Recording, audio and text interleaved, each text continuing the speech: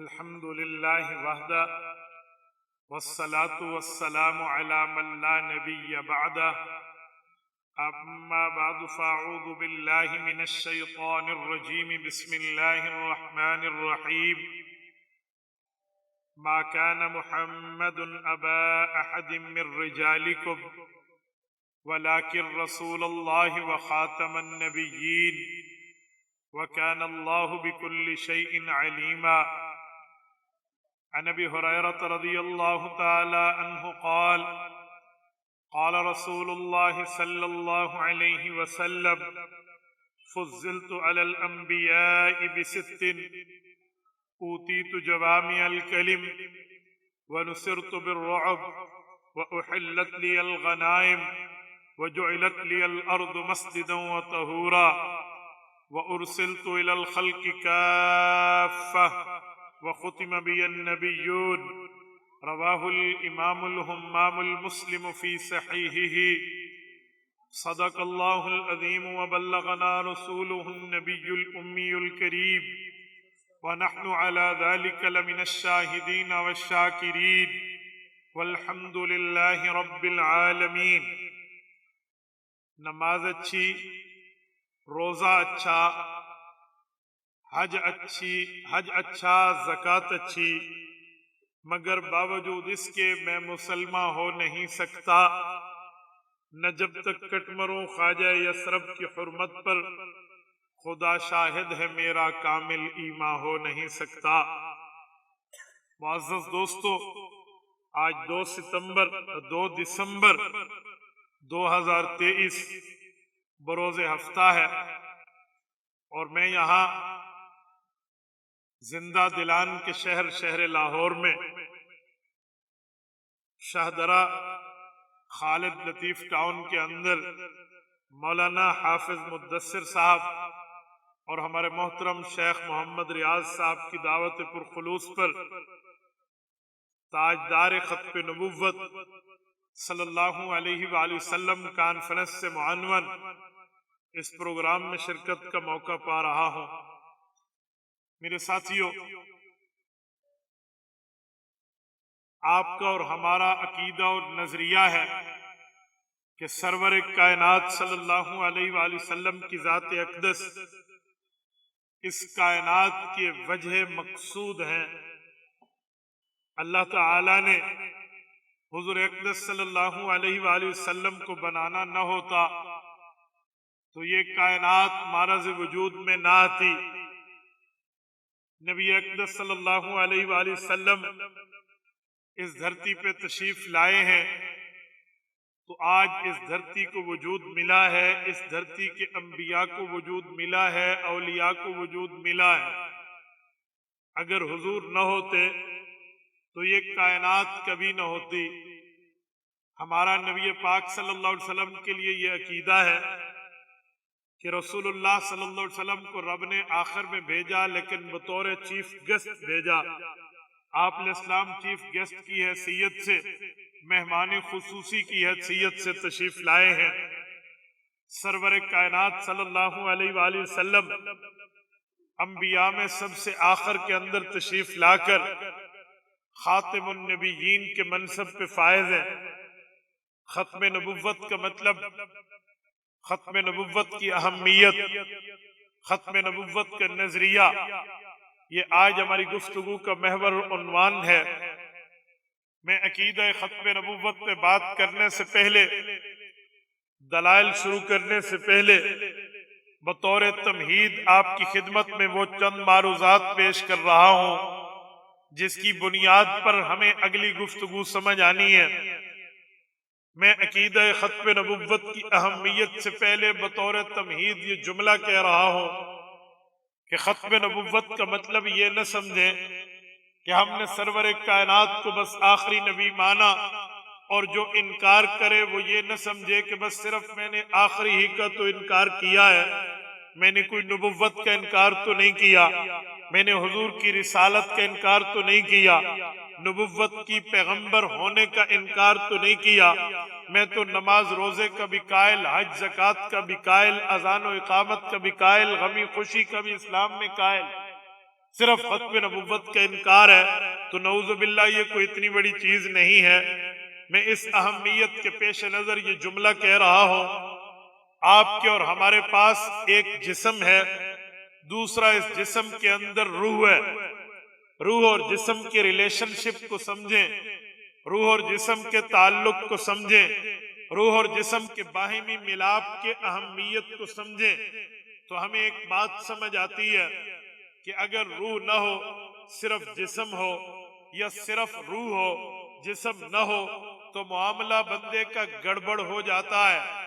انسان کی زندگی کے لیے جزء لا ينفک ہے، انسان کی زندگی کے لیے ضروری ہے، انسان کی زندگی کے لیے یہ ہر طور ہونا انڈرسٹوڈ ہے کہ اگر انسان کی زندگی چاہیے تو اس میں روح ہونی چاہیے، یا روح داخل ہو یا روح کا تعلق ہو تو بندہ زندہ رہتا ہے۔ روح موجود بھی نہ ہو، روح تعلق بھی نہ رکھے، اس جسم اور اس باڈی سے کنٹیکٹ میں بھی نہ رہے اور اس کے اندر روح انٹر بھی نہ ہو تو اس آدمی کی زندگی زندگی نہیں ہوتی، اس کا جینا جینا نہیں ہوتا، وہ اس کی لائف نہیں، اس کی ڈیتھ کہلاتی ہے، اس کی زندگی نہیں، اس کا موت کا زمانہ کہلاتا ہے۔ ایسے ہی اسلام میں رسالت مآب کے بارے میں جملہ عقائد کے اندر عقیدہ ختم نبوت اس اہمیت کا قائل ہے، عقیدہ ختم نبوت اس اہمیت کا حامل ہے، عقیدہ ختم نبوت اس میں عیار پہ فائز ہے،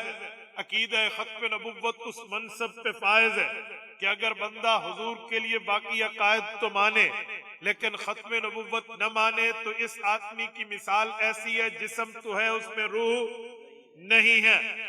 آپ کہیں گے کیا مطلب؟ میں تھوڑی سی تفصیل دے کر بات کرنے لگا ہوں۔ دیکھو اللہ کی ذات کے بارے میں ہمارے کئی عقائد ہیں، ہم اللہ کو عالم الغیب بھی مانتے ہیں، اللہ کو عالم الشہادہ بھی مانتے ہیں، اللہ کو خالق بھی مانتے ہیں، مالک بھی مانتے ہیں، رازق بھی مانتے ہیں، مالک الملک بھی مانتے ہیں، مالک یوم الدین بھی مانتے ہیں، ذوالجلال والاکرام بھی مانتے ہیں، محیی اور ممیت بھی مانتے ہیں۔ ہم یہ بات جانتے اور مانتے ہیں کہ اللہ نے پیدا کیا، اللہ موت دے گا، اور رب نے زندگی لکھی ہو، دنیا کی سب طاقتیں مل کے موت نہیں دے سکتی، اور اللہ نے موت لکھی ہو، دنیا کی سب طاقتیں مل کے بندے کو زندگی نہیں دلا سکتی۔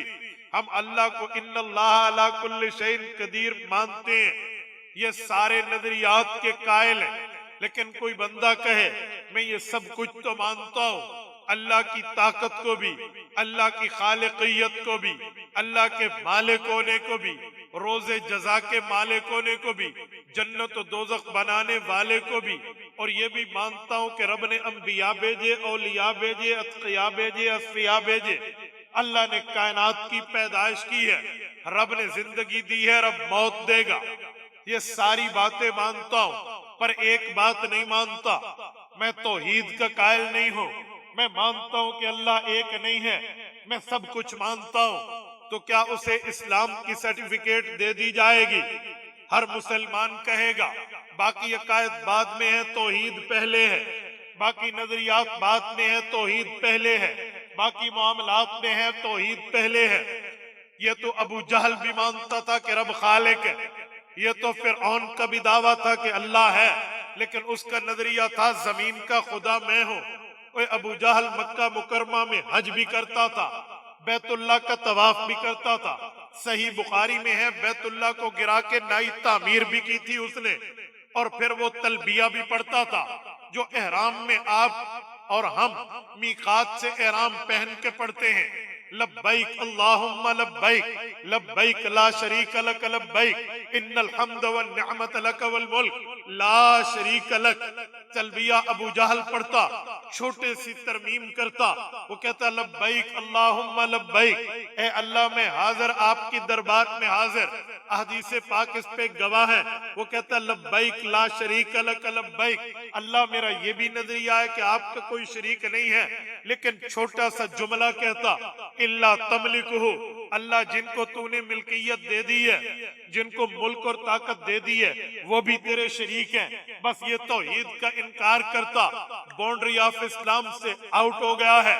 تو پھر ہم بھی اگر اس بندے کو مسلمان مانے جو رب کی تمام صفات مان کے توحید کا انکار کرے ایسا مواحد تو فرعون بھی ہے، ایسا مواحد تو ابو جہل بھی ہے۔ پھر کیا مسئلہ تھا کہ ابو جہل کو بدر میں 24 کفار کے سرداروں میں سب سے بڑا سردار سمجھ کے گردن کو اس کی اصل سے بالکل اتنی نیچی جگہ سے کاٹا گیا کہ اس کی گردن سب گردنوں میں اوپر نظر آئی۔ پھر کیا وجہ تھی؟ ابو جہل کا جنازہ نہیں ہوا۔ پھر کیا وجہ تھی؟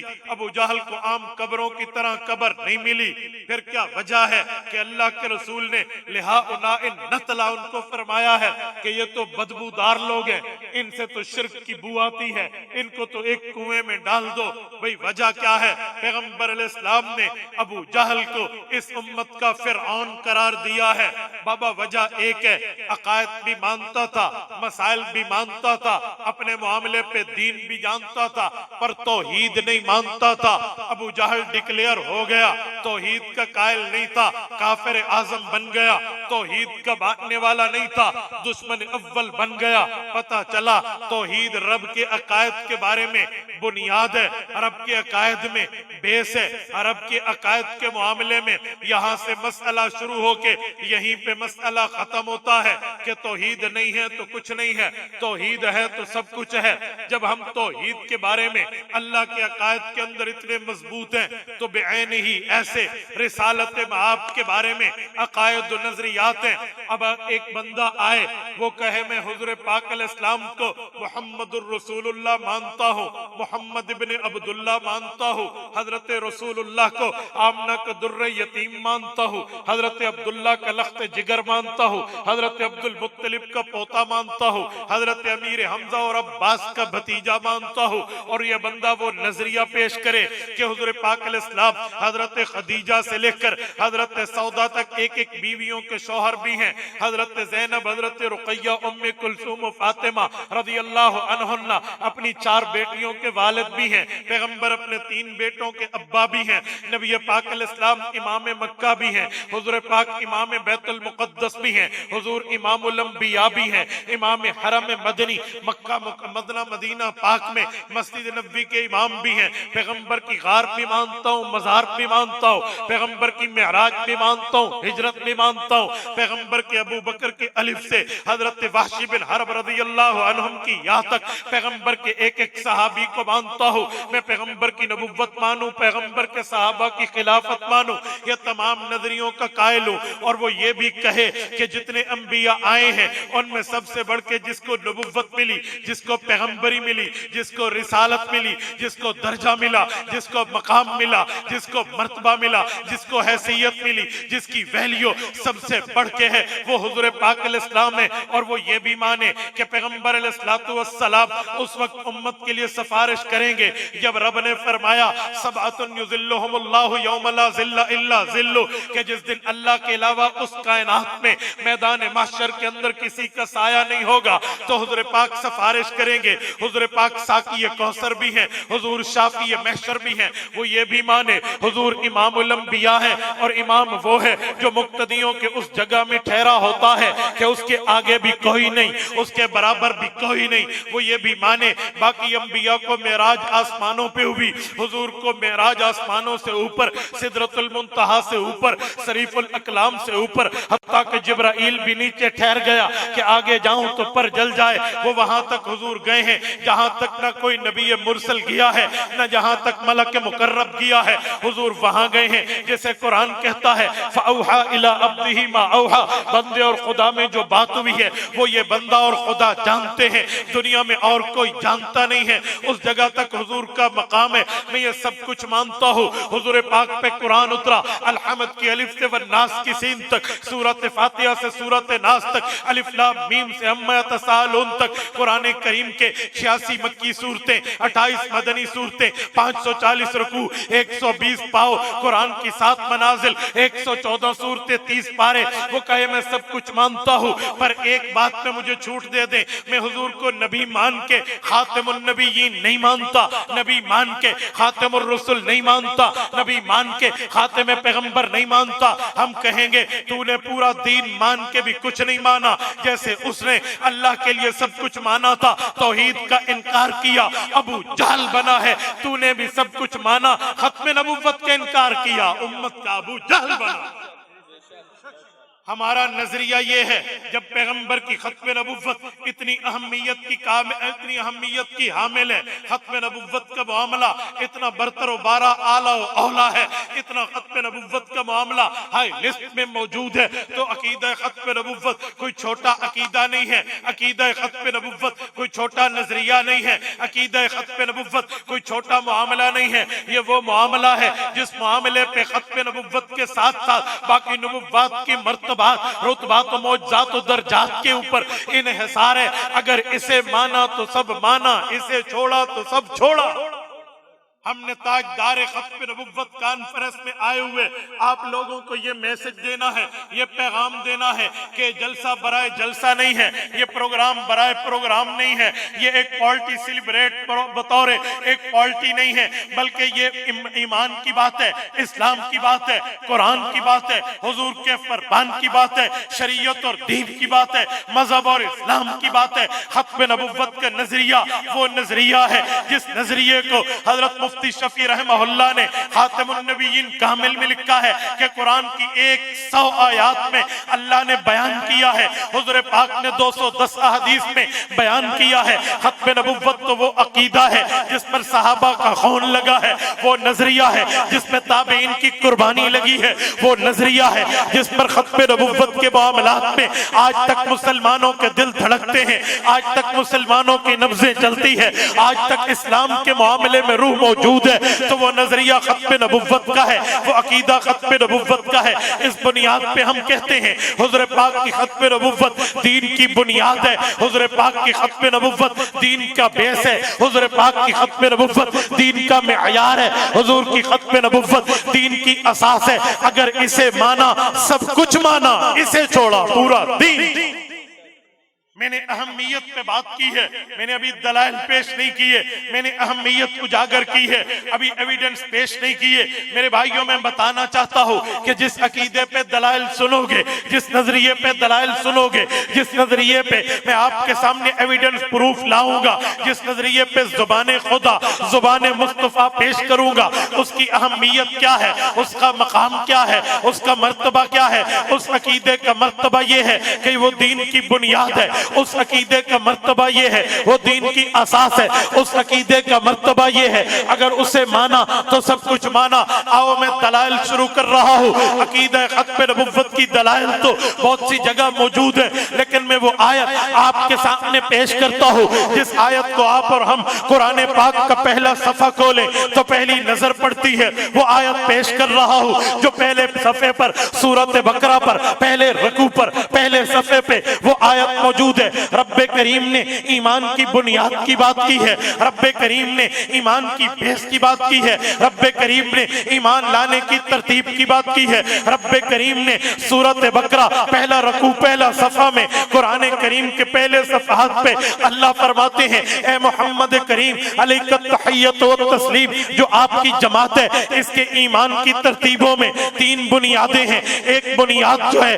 وہ پچھلی کتابیں ہیں، ایک بنیاد جو ہے وہ اللہ کا قرآن ہے، اور ایک بنیاد جو ہے وہ روز آخرت، روز جزا، یوم الدین، قیامت، میدان محشر، آخرت پر ایمان ہے۔ اللہ فرماتے ہیں والذین یؤمنون بما انزل الیک وما انزل من قبلک وبالآخرۃ هم یوقنون۔ اللہ تعالیٰ کی قرآن کی اس آیت کا ترجمہ یہ ہے، رب فرماتے ہیں والذین، وہ لوگ، یؤمنون، جو ایمان لائے ہیں، بما انزل الیک، جو ایمان لاتے ہیں، بما انزل الیک، اس چیز کی طرف جو اے محمد صلی اللہ علیہ وسلم آپ پہ نازل ہوئی ہے، یعنی اللہ کے قرآن پہ یہ ایمان لاتے ہیں۔ وما انزل من قبلک، جو آپ سے پہلے اترا، آپ سے پہلے نازل ہوا، آپ سے پہلے رب نے بھیجا، یعنی تورات ہے، یعنی زبور ہے، یعنی انجیل ہے، یعنی صحائف ہے، یہ ان پہ بھی ایمان لاتے ہیں۔ پھر اس کے بعد وبالآخرۃ هم یوقنون، یہ آخرت پر ایمان رکھتے ہیں۔ رب کریم نے حضور کے یارانہ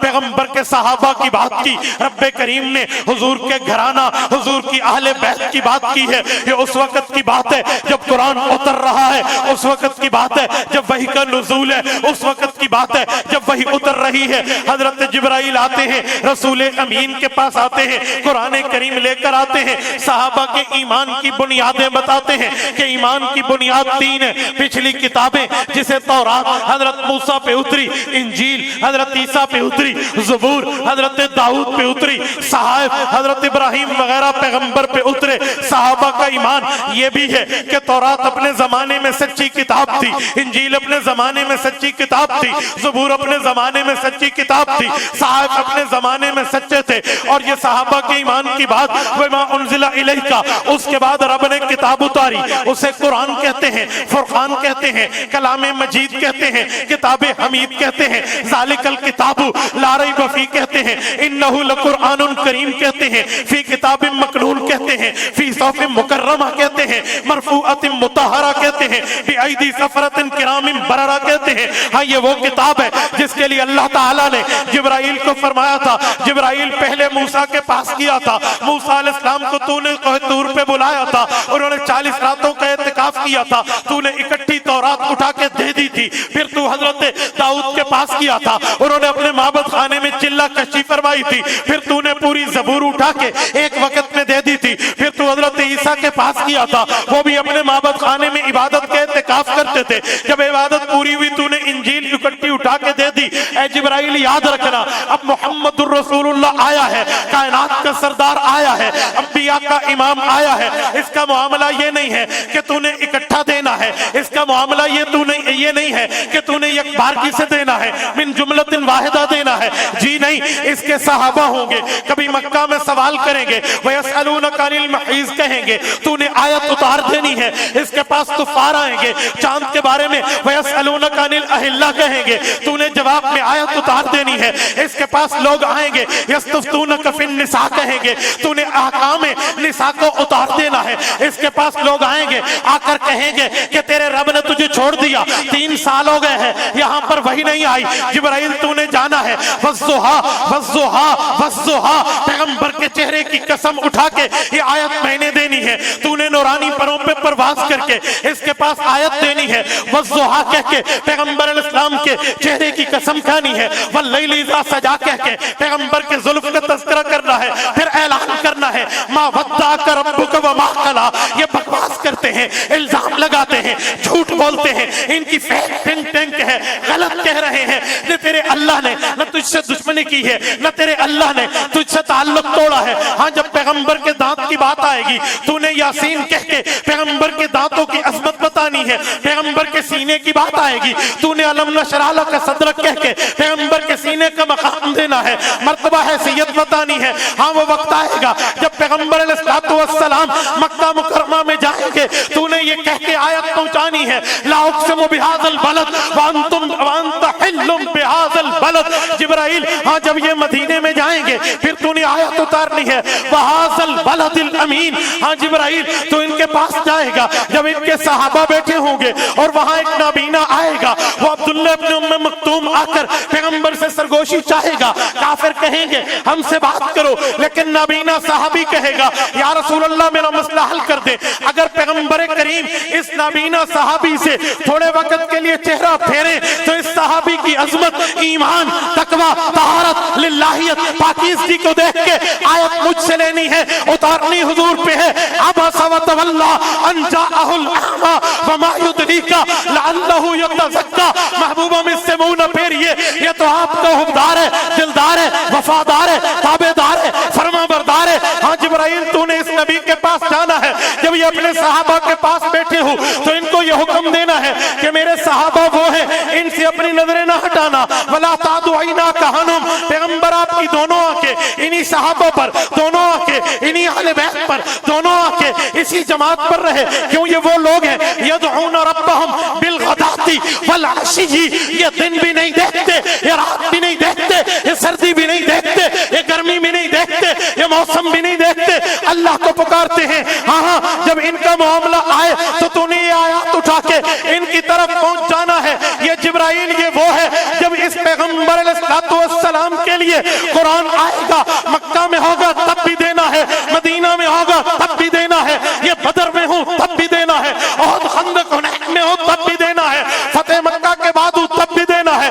ان کے داڑھی کے 18 بال सफेद हूँ। 1000 किलोमीटर का सफर करके तबूक पहुंचे, तूने जैसुल उशरा की आयत उठा के वहां भी पहुंचना है, और ये 1.25 लाख सहाबा से मुखातिब हूँ। 9 ज़िलहज्जा हो, अरफा का दिन हो, मकाम रहमत पे ठहरे हो, अरफात का मैदान हो, तूने वहां पे अल यौमा अकमलतु लकुम दीनकुम व अतममतु अलैकुम निअमती व रदीतु लकुमुल इस्लाम दीना की आयत लेके इसके पास पहुंचना है।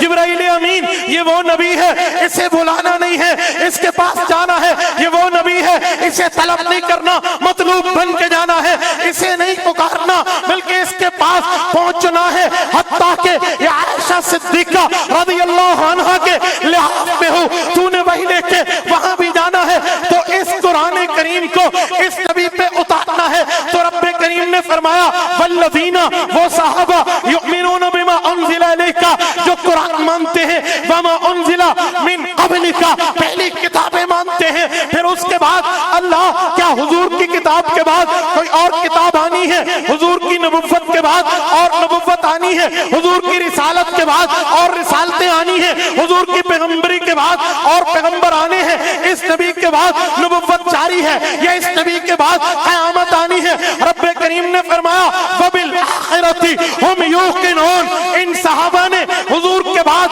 किसी नबी को नहीं मानना, किसी वली के नबुव्वत की बात नहीं करनी, किसी किताब की बात नहीं करनी, किसी वही की बात नहीं करनी, किसी कलाम खुदा की बात नहीं करनी। कलाम खुदा है तो मुस्तफा पे है, कलाम इलाह है मुस्तफा पे है, कलाम कुरान है, कुरान में खत्म है। पहली किताबें ईमान का हिस्सा, अल्लाह का कुरान ईमान का हिस्सा। वबिल आखिरती हुम यूक़िनून, अब क़यामत तो आ सकती है, मैदान हशर तो आ सकता है, मैदान महशर तो आ सकता है, नया नबी मबूस नहीं होगा।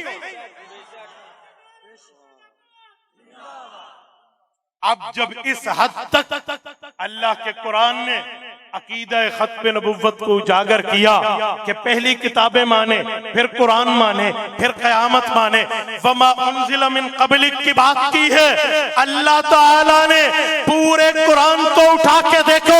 मैं बड़े चैलेंज, तहद्दी और दावे से कहता हूँ, किसी जगह यूं नहीं फरमाया वमा उन्ज़िला मिन बादिक, हुजूर के बाद भी नाज़िल होगा, हुजूर के बाद भी उतरेगा, हुजूर के बाद भी वही जारी, हुजूर के बाद भी कुरान जारी, हुजूर के बाद भी कलाम जारी, हुजूर के बाद भी नई नबुव्वत जारी।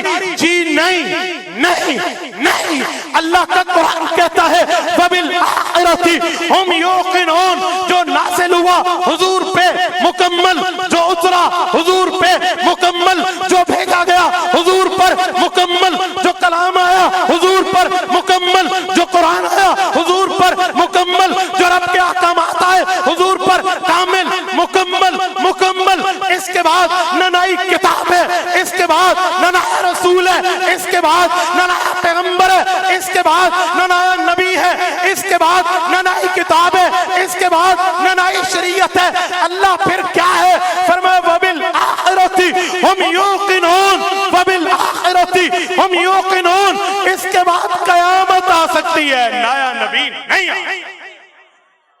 जब अल्लाह ताला ने इस तरह खत्म नबुव्वत को कुरान के पहले सफ़े पे बयान किया, तो मुझे बताएं अहमियत कुरान और कितनी होगी। जब पहले सफ़े पर अल्लाह ताला ने खत्म नबुव्वत के नजरिए को इस तरह वाशगाफ अल्फाज में खोल के वाज़े अंदाज में नबुव्वत मोहम्मदी के बाद, रिसालत मोहम्मदी के बाद, पैगंबरी मोहम्मदी के बाद कयामत की बात कर दे, तो पीछे बचता ही कुछ नहीं है, पीछे रहता ही कुछ नहीं है। तो किस बुनियाद पे हम माने कि हुजूर के बाद भी किताब आ सकती है, या वही आ सकती है, या नया नबी आ सकता है? मेरे साथियों, याद रखें, रब्बे करीम ने रसूल करीम की ड्यूटी लगाई है। सूरत अनआम है, आयत नंबर 44 है। अल्लाह फरमाते हैं वअंज़लना इलैका ज़िक्रा लितुबय्यिना लिन्नासि मा नुज़्ज़िला इलैहिम। महबूब मुस्तफ़ा, कुरान आप पे उतरा, इस कुरान में क्या लिखा है, अल्लाह ने क्या बताया है, इसकी तशरीह भी आपने करनी है। حضور کی ذمہ داری ہے حضور قرآن کی وضاحت فرمائیں، حضور کی ذمہ داری ہے قرآن کی ایکسپلینیشن دیں، حضور کی ذمہ داری ہے قرآن کی تفسیر کریں، تشریح کریں، توضیح کریں، قرآن پاک کی مکمل بات سمجھائیں، یہ حضور کی ذمہ داری ہے۔ آؤ اس آیت کو حضور نے ہمیں کیسے سمجھایا۔ ہم دربار مصطفیٰ پہ جاتے ہیں، ہم نبی پاک علیہ السلام کے در اقدس پہ حاضری دیتے ہیں، کیا احادیث پاک میں، فرامین نبوی میں، اقوال رسول میں، احکامات مصطفیٰ میں، تعلیمات پیغمبر میں ہمیں اس آیت کی تشریح کہیں دکھتی ہے کہ اللہ پاک نے پہلے قیامت کی بات کر دی، نبوت اللہ پاک نے پہلی کتابوں کی، پھر قرآن کی، پھر قیامت کی بات کر دی، کیا حضور پاک نے بھی اس کی تشریح کر دی؟ جی میں دکھاتا ہوں، جامع ترمذی ہے، امام ابو عیسیٰ ترمذی رحمہ اللہ نے پیغمبر کے صحابی حبر الامہ، پیغمبر کے چچا زاد، عظیم صحابی، عظیم مفسر حضرت عبداللہ ابن عباس رضی اللہ تعالی عنہما سے حدیث پاک لکھی ہے، نبی پاک نے آیات کی تشریح فرمائی، اپنے ہاتھ مبارک کو یوں اٹھایا، پیغمبر کے ہاتھ مبارک میں 5 انگلیاں ہیں، 3 انگلیوں کو بند کیا، 2 انگلیوں کو یوں کھڑا فرمایا، ادھر دیکھیے پیغمبر کریم نے یہ 2 انگلیاں کھڑی کی، ایک شہادت کی انگلی، ایک اس کی نیبر فنگر، اس کی پڑوسن انگلی، یوں 2 انگلیاں مبارک کو اٹھایا اور پیغمبر اسلام نے صحابہ کرام کو امت کو نظریہ دینے کی بات فرمائی، فرمایا اے لوگو آؤ سنو، تمہارا پیغمبر تمہیں کچھ بتا رہا، سمجھا رہا، کچھ بات دے رہا، آؤ صحابہ کے کان حضور کی زبان کی طرف متوجہ ہوئے، آقا نے فرمایا آنا والساعۃ کہاتین، اے لوگو جیسے یہ 2 انگلیاں ہیں، یہ انگلی ہے، یہ انگلی ہے، اسی طرح میں اور قیامت یوں اکٹھے بنا کے بھیجے گئے، پتہ چلا ان 2 انگلیوں کے درمیان کوئی نئی انگلی نہیں ہے، حضور اور قیامت کے درمیان نیا نبی نہیں، نئی نبوت کی بات ہی نہیں، نئی رسالت کی بات ہی نہیں ہے، نئی پیغمبری کی بات ہی نہیں ہے۔ تو جب آقا نامدار نے ختم نبوت کی بات ہمیں یوں سمجھائی، حضور پاک نے قرآن کی آیت کی تشریح یوں کر دی، نبوت نے قرآن کی وضاحت، تفسیر، تشریح، ایکسپلینیشن یوں فرمائی کہ میں اور قیامت یوں اکٹھے بنا کے بھیجے گئے ہیں۔ اب جو نیا آنے کی بات کرے، نئے آنے کا دعویٰ کرے، وہ دجال تو ہو سکتا ہے، کذاب تو ہو سکتا ہے، جھوٹا تو ہو سکتا ہے، سچا نہیں ہو سکتا۔ سچا ہو سکتا ہے، بولیے بلند آواز سے، کیا کوئی حضور کے بعد نبوت کا دعویٰ کرے سچا ہو سکتا ہے؟ آؤ میں ایک بات مزید سمجھاتا ہوں، توجہ توجہ توجہ، کان میری طرف متوجہ رہے۔ یہ ڈنڈے والے بھائی کو کہے ذرا 2 منٹ صبر کر لو بیٹا، آپ ذرا 2 منٹ ایک طرف ٹھہرے، توجہ۔ یار آپ پیچھے دیکھتے ہو، آپ کو میرے اوپر اعتبار نہیں ہے کہ وہاں کو ڈنڈے والا ہے، پھر پیچھے کیوں دیکھتے ہو؟ مجھے دیکھیں۔ میں نے کہا حضور پاک کے بعد کوئی نئی نبوت کی بات کرے وہ جھوٹا ہے، سچا نہیں ہے۔ آؤ ذرا ورق پلٹتے ہیں، ایک سچے نبی کی بات کرتے ہیں۔ توجہ توجہ، میں آپ کا ذہن جہاں لے جانے لگا ہوں شاید ابھی تک عوام کا نہ پہنچو۔ ایک سچے نبی کی بات کرتے ہیں، اس سچے کی جس کی ماں کو قرآن نے امہ صدیقہ کہہ کے سچی کہا ہے، اس نبی کی بات کرتے ہیں جس نبی کی ماں کو بھی قرآن نے صدیقہ کہا ہے، اس نبی کی بات کرتے ہیں جس نبی کے اور اس کی اماں کے کھانے پینے کے ذکر کو قرآن نے بیان کیا ہے۔ کانا یاکلان الطعام، ان کے کھانے پینے کی بات کی ہے۔ آؤ اس سچے کی بات کرتے ہیں جس کے لیے سورت نمبر 19 سورت مریم رکوع نمبر 2 میں وَاذْكُرْ فِي الْكِتَابِ مَرْيَمَ إِذِ انتَبَذَتْ مِنْ أَهْلِهَا مَكَانًا شَرْقِيًّا فَاتَّخَذَتْ مِنْ دُونِهِمْ حِجَابًا فَأَرْسَلْنَا إِلَيْهَا رُوحَنَا فَتَمَثَّلَ لَهَا بَشَرًا سَوِيًّا۔ یہ آیات اتاری، رب نے حضور کو فرمایا اے پیغمبر آپ اپنی زبان سے اس سچے بندے کی بات صحابہ کو سنائیں۔ میں اس سچے کی بات کرنے لگا ہوں جس پر کتاب انجیل اتری، عیسیٰ بن مریم علیہم اس سچے کی بات کرتا ہوں۔ آخری زمانہ میں حضور نے فرمایا وہ بھی تشریف لائیں گے، فرمایا لَيَنزِلَنَّ ابن مریم فیکم، تم میں وہ سچی کا بیٹا سچا حضرت عیسیٰ علیہ السلام آئیں گے۔ یا رسول اللہ کیا کریں گے؟ فرمایا جب زمین پہ آئیں گے امام و حکمہ امت کی قیادت کریں گے، وَلَا يَقْتُلَنَّ الْخِنْزِيرَ یہودیت مٹا دیں گے، وَلَا يَكْسِرَنَّ الصَّلِيبَ عیسائیت توڑ کے رکھ دیں گے، وَلَا يُعْرَضَنَّ عَلَيْهِ الْمَالُ فَلَا يَقْبَلَنَّهُ مال پیش ہوگا انکار کر دیں گے، ثُمَّ لَيَأْتِيَنَّ عَلَى قَبْرِ پھر میری قبر پہ آئیں گے حج اور عمرہ کر کے، فَقَالَ يَا محمد صلی اللہ علیہ وسلم میری قبر پہ مجھے سلام کریں گے، لَأُجِيبَنَّهُ اللہ کی دی ہوئی طاقت سے میں عیسیٰ علیہ السلام کے سلام کا جواب دوں۔ میں اس سچے کی بات کر رہا ہوں، یہ نبی آئیں گے۔ اچھا تو جب آئیں گے سچے نبی ہوں گے، حضور کے بعد آئیں گے، کیوں؟ یقتل الدجال، انہوں نے دجال کو قتل کرنا ہے۔ کس پلیس پہ؟ علی باب لد، اسرائیل کا سٹی لد، اس شہر کے ایئرپورٹ پہ اس کو فنار کرنا ہے، مارنا ہے، انہوں نے آنا ہے۔ اچھا یہ تو سچے نبی، ان پہ تو کتاب اتری، اللہ ان کا تو اپنا کلمہ ہے لا الہ الا اللہ عیسیٰ روح اللہ، یہ حضور کے بعد آئیں گے۔ اچھا چلو جھوٹا نہیں آ سکتا کہ دعویٰ کرے، سچا نبی تو آ رہا، اپنے سچے کلمے والا، سچی کتاب والا، سچے دین والا وہ آ رہا، کیا اسے اجازت ہے وہ اپنے کلمے کی دعوت دے، اپنی کتاب پہ عمل کی دعوت دے، نبوت عیسوی کی بات کرے؟ فرمایا جی نہیں، سچا نبی آئے گا، سچی کتاب والا، سچے کلمے والا، سچے دین والا، سچی نبوت والا، سچی رسالت والا، سچی پیغمبری والا، سچے مذہب والا، سچے کلمے والا، لیکن اسے بھی ختم نبوت کی وجہ سے نبوت کے اعلان کی ضرورت نہیں ہے، حضور کے اتباع کا معاملہ۔ وہ جب سچا رہا ہے وہ اپنے کلمے کی دعوت نہیں دے رہا، سچا آ رہا ہے وہ اپنی کتاب کی دعوت نہیں دے رہا، سچا آ رہا ہے اپنے مذہب کی وہ بات نہیں کرتا، کیونکہ ختم نبوت ہو چکی ہے اور اس نبی کا کام تو صرف دجال کو مارنا تھا، اسی لیے ان کو بھیجا۔ جب سچا، سچی کتاب، سچی نسب، سچے کلمے، سچے دین والا، سچی نبوت والا حضور کے بعد اپنا کلمہ نہیں چلا سکتا تو مرزا گندی نالی کا گندا کیڑا کیسے چلا سکتا؟ اس کی بات کیسے ہو سکتی ہے؟ اس کے معاملات کیسے ہو سکتے ہیں؟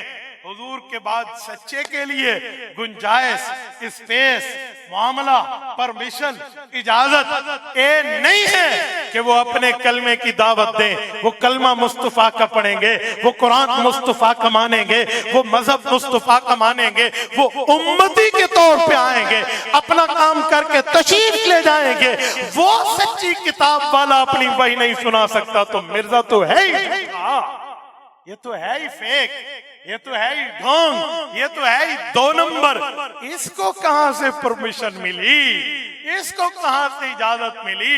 ایسا کچھ نہیں ہو سکتا جیسا ان لوگوں نے سوچا ہے۔ میرے نبی کی ختم نبوت پہ مہر اللہ نے لگائی ہے اور خدا کا آرڈر، لوہے کا گارڈر کسی کا باپ بھی اس کو نہیں توڑ سکتا۔ تو اللہ کا معاملہ، یہ تو رب العزت کے معاملات ہیں، اسے کس بنیاد پہ چیلنج کیا جا سکتا ہے یا اس کا انکار کیا جا سکتا ہے؟ اور میرے ساتھیوں توجہ رکھنا، میں نے آپ کی خدمت میں اہمیت کی بات بھی کی، آیت کی بات بھی کی، احادیث کی بات بھی کی اور سچے نبی کی آمد پہ حضور کی اتباع، چاروں باتیں کی۔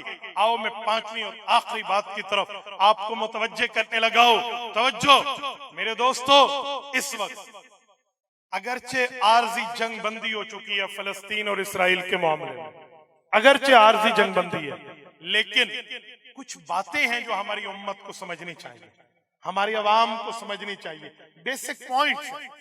ہم سے لوگ پوچھتے ہیں مولانا انڈیا کافر ملک ہے، وہ امریکہ کافر ملک ہے، برطانیہ کافر ملک ہے، پاکستان نے انہیں تو ایکسپٹ کیا ہوا ہے، تو اسرائیل کافر ملک ہے، اسے ایکسپٹ کرنے میں کیا حرج ہے؟ یہ ہم سے نیو جنریشن سوال کرتے ہیں۔ کالج یونیورسٹی سے ہمارے دوست آئے ہوئے وہ پوچھتے ہیں کہ یار اسرائیل کو تسلیم کرنے میں کیا حرج ہے؟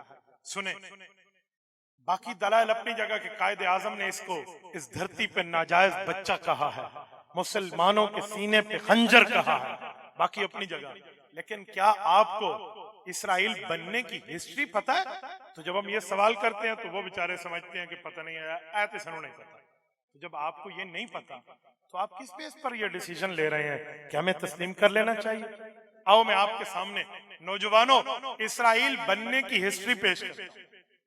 جس طرح قادیانیت نبوت اسلام کے سینے میں گویا خنجر ہے، ایسے اسرائیل اس دھرتی پہ امت مسلمہ کے سینے میں خنجر ہے۔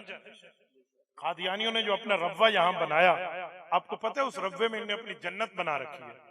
آپ تو بڑے حیران ہوں گے، ایسے تو ہمارے اکابر نے نام نہیں بدلا، ایسے تو ربوہ کو چناب نگر نہیں کہا، وہاں اپنی جنت بنا رکھی ہے، ادھر ان کی حوریں گھومتی ہیں، ادھر ان کے غلمان ہیں، ذرا جا کے تو دیکھو، پورے معاملات ہیں۔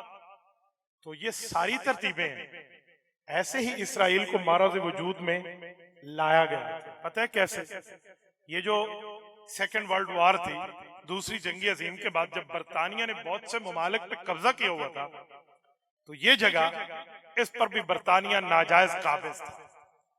جرمنی سے یہودی جب مار کھا کے نکلے وہاں سے، یہ کچھ بچے کچے، تو یہ اس وقت فلسطین کے علاقے میں آئے کہ دیکھو ہم یہودی ہیں، ہم تورات کے پیروکار ہیں، اور ہمارے پیغمبر یہودی کہہ رہے ہیں، حضرت موسیٰ علیہ السلام، حضرت ہارون علیہ السلام، حضرت داؤد علیہ السلام، حضرت یحییٰ علیہ السلام، حضرت زکریا علیہ السلام وغیرہ ہم، ان سب کا معاملہ اسی بیت المقدس کی سرزمین سے ہے۔ تو ہمیں اگر یہاں رہنے کے لیے مکان دے دی جائیں تو ہم 2-4 گھر اپنی کالونی بنا کے اپنی جگہ میں رہیں گے، تاکہ ہم اپنے نبیوں کے مقدسات کو دیکھ سکیں، ان کی زیارت کر سکیں۔ اور پھر مسلمانان فلسطین کو حضرت عمر کے دور کا رضی اللہ عنہ وہ معاہدہ یاد کرانے لگے کہ آپ کو تو پتا ہے آپ کے خلیفہ دوم حضرت عمر نے اجازت دی تھی کہ یہودی یہاں آ کے زیارت تو کر سکتے ہیں، بیت المقدس تو ہم سب کا ہے، حضرت داؤد علیہ السلام نے بنایا ہے، حضرت سلیمان علیہ السلام نے بنایا، اس طرح کی باتیں۔ تو ٹھیک ہے بھائی آپ زمین لے لیں، یہ باتیں اس وقت عرب علماء میں اور علماء دیوبند میں ایک اختلاف پیدا ہوا۔ عرب علماء نے فتویٰ دیا کہ اگر یہودی یہاں ماتحت رہنا چاہتے تو انہیں زمین بیت المقدس کے قریب کی بیچ دی جائے، خیر ہے اگر کوئی کنال 2 کنال ایک یہودی لینا چاہتے ہیں، کوئی پلاٹ لینا چاہتے ہیں، دے دیں۔ لیکن میں سلام پیش کرتا ہوں حکیم الامت مولانا اشرف علی تھانوی رحمۃ اللہ علیہ کی فراست، مفتی اعظم متحدہ ہندوستان مولانا مفتی کفایت اللہ دہلوی رحمہ اللہ کی علمی اور فقہی فراست، انہوں نے فتویٰ دیا کہ عرب علماء کی عظمت ہمارے سامنے مسلم اپنی جگہ، لیکن ہم یہ جائز نہیں کہیں گے کہ یہودی وہاں زمین خرید سکے، انہیں رہنا ہے رینٹ پہ رہیں، کرائے پہ رہیں، ان کو زمین بیچنی نہیں ہے۔ فرمانے لگے کہ حضرت عمر جیسے مدبر وقت آدمی نے جب اس وقت کے وہاں کے عیسائیوں وَهُمْ صَاغِرُونَ جیسے قرآن کی حالت کہتے ہیں نا، ذلیل ہو کر آئے اور یوں چابیاں دی تھی، تو اس نے بھی ان کو یہاں ریزیڈنسی نہیں دی تھی، فار رینٹ کی بات کی تھی، تو آپ انہیں بیچے نہیں۔ لیکن عرب علماء کہنے لگے یار بیچارے ہیں، ذلیل ہو کے آئے ہیں، کیا ان سے کرایہ لینا، ایک ہی دفعہ بیچ دو، خیر رہیں گے، زیارت ہی کریں گے، کون سا مسئلہ۔ تو انہوں نے جگہ خریدنی اور بیچنی شروع کر دی، انہوں نے کچھ جگہ لے لی اور اس پہ کالونیاں، ٹاؤن شپ یہ قائم کر لیا۔ یہ دوسری جنگ عظیم کے بعد چلتا رہا، چلتا۔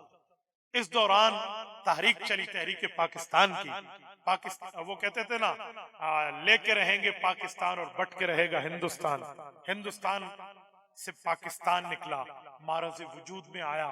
جب پاکستان بن گیا اس کے بعد کی بات ہے، جب فلسطین کی زمین بھی یہودیوں کے ہاتھوں کیسے آئی، جس وقت ان مسلمانوں نے اپنی زمینیں ان کو دے دی اور ان نے لے لی، اس پہ قابض ہو گئے، اپنے مکانات بنا لیے، اپنے گھر بنا لیے، اور برطانیہ کی گورنمنٹ وہاں سے دفع ہو رہی تھی تو یہودیوں کو طاقت دے دی، یہودیوں کو پاور دے دی، یہودیوں کے ہاتھ میں معاملات دے دیے. اور ہوا یہ کہ جب برطانیہ جا رہا تھا تو اسلحہ اور سب کچھ ان یہودیوں کو دیا. ایک ہی رات میں ابھی قائد اعظم محمد علی جناح زندہ تھے, ان کی وفات حضرت حیات نہیں ہوئی تھی. علامہ شبیر احمد عثمانی جیسا بانیان پاکستان میں کا ہم نام موجود تھے اور بڑے بڑے حضرات اس وقت موجود تھے.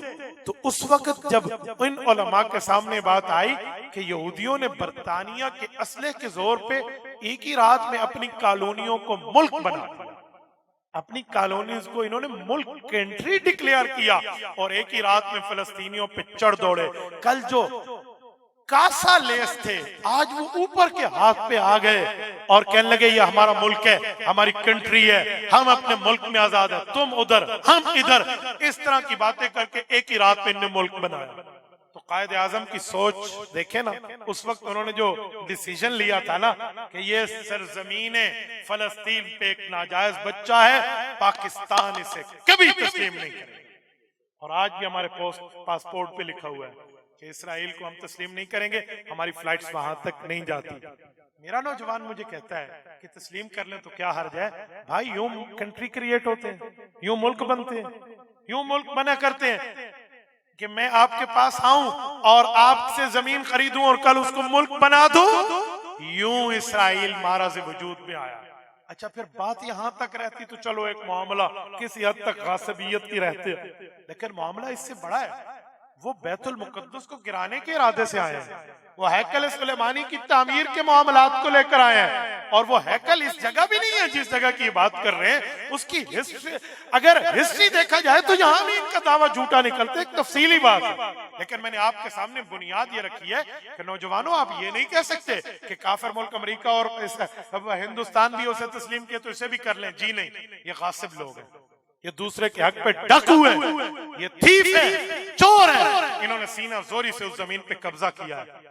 تو فلسطینی آج صرف اپنی زمین کی آزادی کی جنگ نہیں لڑ رہے ہیں, وہ لوگ اس مسجد کی حفاظت کی جنگ لڑ رہے ہیں جس مسجد پر آپ کا بھی حق ہے, ہمارا. اور اس مسجد میں وہ عبادت ہوئی ہے جو عبادت سورج جب تک پیدا ہوا ہے, اور جب یہ سورج اذا الشمس کورت میں جا کے ختم ہو جائے گا قیامت میں, تب تک نہ اس سے پہلے ایسی عبادت ہوئی نہ اس کے بعد ایسی عبادت ہوئی. وہ عبادت یہ ہے کہ وہاں وہ نماز پڑھی گئی ہے جہاں امام بھی نبی ہے, مقتدی بھی نبی, وہ نماز پڑھی. میرے دوستو اس جگہ کی وہ حفاظت کے لیے بیٹھے. آج ہم لوگ حق تو یہ تھا کہ کندھے سے کندھا ملا کے, قدم سے قدم ملا کے ہم ان بھائیوں کے ساتھ ٹھہرے ہوتے.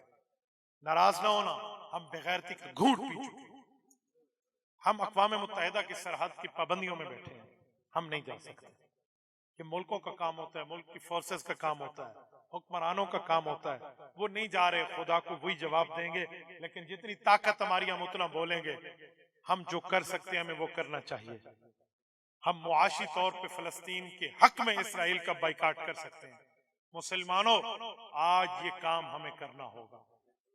اور میں سلام پیش کرتا ہوں اپنے دوستوں کو جنہوں نے بائیکاٹ کیا ہے, اور بڑے بڑے برانڈ کی گردنوں میں جہاں سریا ہوتا تھا آج وہ فلیکسیبل بن چکے ہیں.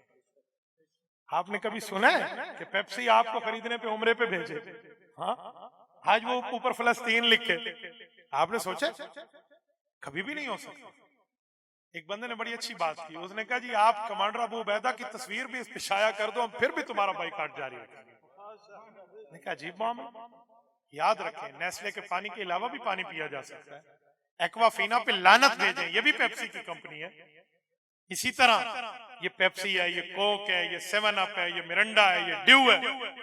یہ چائے میں باقی پتیاں استعمال کریں, لپٹن کی پتی کیا ضرورت ہے. یہ بچوں کو لیز کھلا کے ہم دے رہے ہیں. یاد رکھیں آپ نے لیز لے کر دے دی ہے نا, آپ نے ایک فلسطینی قتل کر دیا ہے, ایک پیکٹ پر ایک آپ نے قتل کیا ہے. آپ اپنے بارے میں سوچیں. آج ہم بھی اپنے بچوں کے ساتھ رات کو آرام سے سوتے ہیں, وہاں بھی کوئی ہے, وہ بھی لوگ. میں اللہ کی قسم بات کروں تو شاید کوئی آنکھ نہ ہو جو بھر نہ جائے, لیکن میں کہاں تک آپ کے سامنے جملہ کہوں, ہمیں اسرائیلی مصنوعات اور قادیانی مصنوعات کا بائیکاٹ کرنا ہوگا. کریں گے یا نہیں؟ جتنے ساتھی بیٹھے یہ فرشتے لکھ رہے ہیں، آپ ہاتھ اٹھا رہے ہیں، کریں گے؟ جتنے دوست بیٹھے ہیں اسرائیلی مصنوعات کا بائیکاٹ کرو گے؟ اس کے لیے مہم چلاؤ گے؟ اس کے لیے بات کرو گے؟ ایک ایک جگہ اس کے لیے پوسٹ کر کے بات کر کے اس معاملے کے تک پہنچو گے؟ جزاکم اللہ۔ اور اس پر پلان بی بھی ہے۔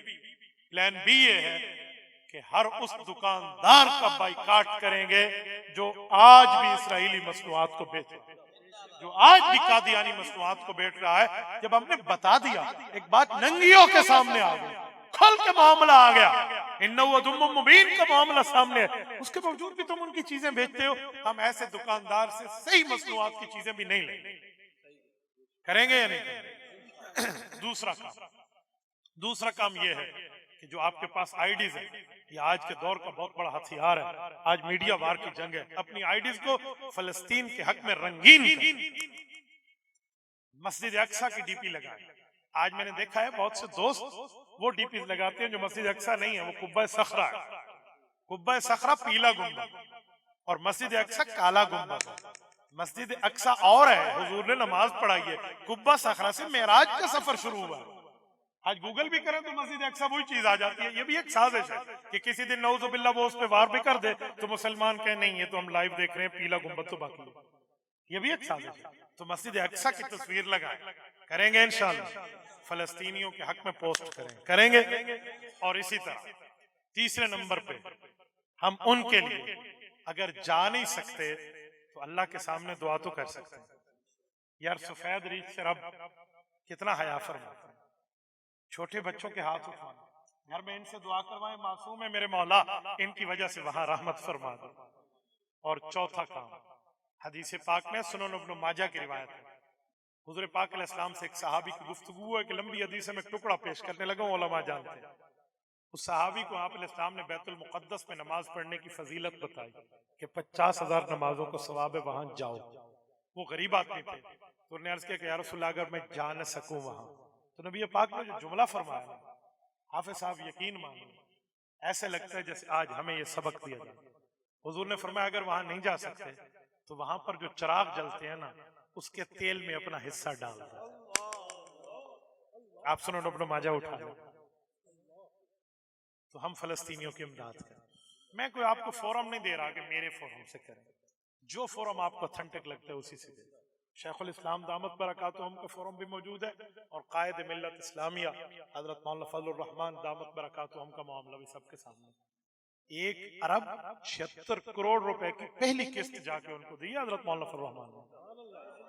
1 ارب 76 کروڑ میں صفریں کتنی آتی ہیں، جس کو صفر بھی نہیں پتا وہ بھی قائد محترم پہ بک بک کر رہا ہے، جس کو اتنا بھی نہیں پتا کہ 1 ارب 76 کروڑ میں صفر کتنی آتی ہے۔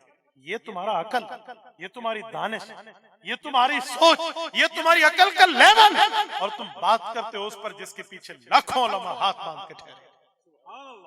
آج جب کسی حکمران کو جرت نہیں ہوئی، جب کسی جرنیل کو جرت نہیں ہوئی، جب کسی بڑے سے بڑے لیڈر کو جرت نہیں ہوئی، اس نے اربوں روپے جا کے ان کے قدموں میں ڈھیر کر دیا۔ یہ بھی کم ہے، ہم سمجھتے ہیں ہمیں اس سے بھی زیادہ کرنا چاہیے۔ میرے دوستو، آج جنگ بندی کے بعد اگر 11,000 ٹرک پرسوں کی رپورٹ تک امداد کے غزہ میں داخل ہوئے ہیں تو اس میں ہم مسلمانوں کا حصہ موجود۔ کتنا بڑا اللہ کا کرم ہے۔ ہم نہیں جا سکتے وہاں، حصہ تو بھیج سکتے، تو اب دوسری قسط بھی جانیں۔ آج بھی قائد ملت اسلامیہ بھاولپور میں طوفان الاقصیٰ سے گفتگو کر رہے ہیں۔ تو میرے دوستو، جب حضرت مولانا قطر میں حماس کے سربراہ اسماعیل ہانیہ کے پاس گئے نا، تو انڈین میڈیا کتنا رویا، ان کی چیخوں کو ہم نے انجوائے کیا۔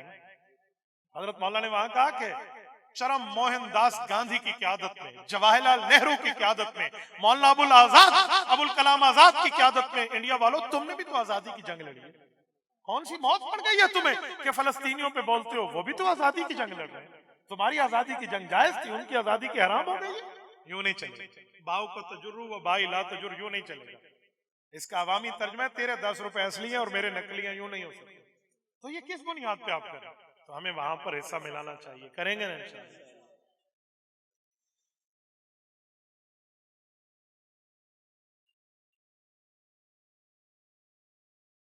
مفتی صاحب، آپ کا مسکرانا ہمیں اچھا لگتا ہے اور بعض لوگوں کو جلاتا ہے، ذرا مسکرائیے۔ یار جلانے کے لیے ماچس کافی ہے، میری مسکراہٹ آپ کو کیا چاہیے؟ ٹھیک ہے، اس کے لیے ماچس موجود ہے، آپ کچھ اور کو دیکھیں۔ کسی مولوی صاحب کا نام لکھ کے بھیجا، اس کے بارے میں بتا دیں، بابا انہیں سے خود پوچھ لیں ان کا عقیدہ کیا ہے۔ فلاں آپ کو چیلنج کرتے ہیں، بابا یہ چیلنج والے باتیں ختم، ایسی باتیں۔ ہماری گاڑی پورے پاکستان کے روڈوں پہ چلتی ہے نا، کسی اہل باطل میں جرات ہے تو اس کو روک کے دکھا۔ مفتی صاحب کچھ لوگ عہد نامہ پڑھتے ہیں، اس بارے میں کچھ فرما دیں۔ رسم و رواج کی حد تک ہے، اس کا دین میں کوئی حصہ نہیں ہے۔ جزاکم اللہ تعالی۔ اقول قولی ھذا واستغفر اللہ وآخر دعوانا ان الحمد للہ رب